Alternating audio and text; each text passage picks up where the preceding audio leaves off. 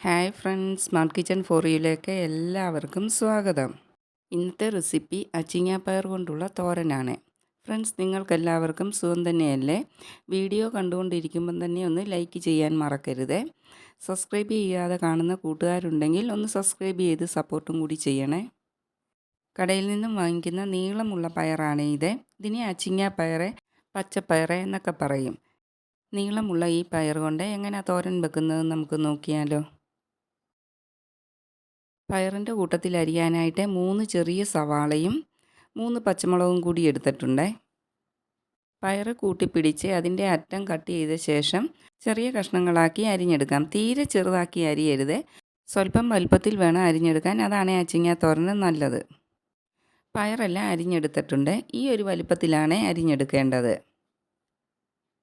പയർ തോരൻ വെക്കാനായിട്ട് ഒരു കടായി അടുപ്പിൽ വെച്ച് കൊടുത്തിട്ടുണ്ട്.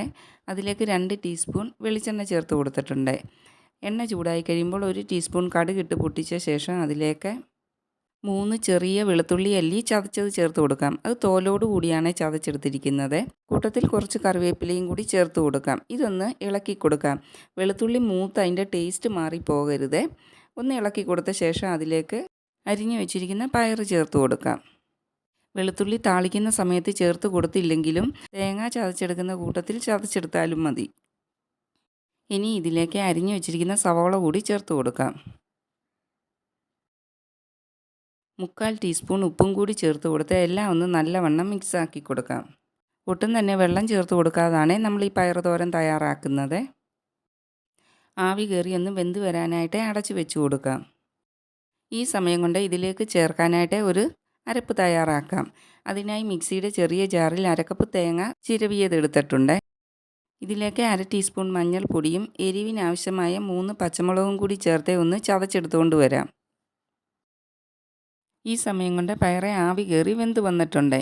എല്ലാം ഒന്ന് നല്ലവണ്ണം മിക്സാക്കി കൊടുത്ത ശേഷം ചതച്ചെടുത്തിരിക്കുന്ന തേങ്ങാപ്പീര ചേർത്ത് കൊടുക്കാം.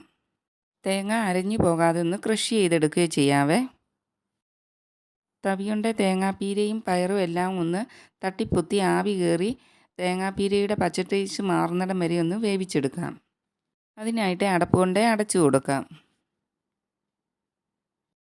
2 മിനിറ്റ് കഴിയുമ്പോൾ അടപ്പ് മാറ്റി ഇളക്കി കൊടുക്കാം. ഇപ്പോൾ തേങ്ങയുടെ പച്ച ടേസ്റ്റൊക്കെ മാറി വെന്ത് വന്നിട്ടുണ്ട്. വീഡിയോ കണ്ട് സപ്പോർട്ട് ചെയ്യുന്ന എല്ലാ കൂട്ടുകാരോടും പ്രത്യേകം താങ്ക്സ് പറയുന്നു.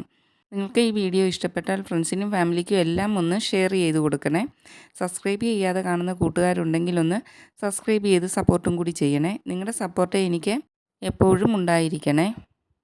വളരെ പെട്ടെന്നും ടേസ്റ്റിയുമായിട്ട് ചെയ്യാൻ പറ്റുന്ന ഒരു തോരനാണ് അച്ചിങ്ങാപ്പയർ തോരൻ. നിങ്ങൾ ഇനി കടയിൽ നിന്നും അച്ചിങ്ങാപ്പയർ വാങ്ങുമ്പോൾ ഈ രീതിയിലൊന്ന് തയ്യാറാക്കി നോക്കുമല്ലോ. നിങ്ങൾക്കും ഇത് തീർച്ചയായിട്ടും ഇഷ്ടപ്പെടും. നാളെ മറ്റൊരു വീഡിയോയുമായിട്ട് വരുന്നവരെ എല്ലാവർക്കും നല്ലത് മാത്രം വരട്ടെ എന്ന് പ്രാർത്ഥിക്കുന്നു. Thanks for watching.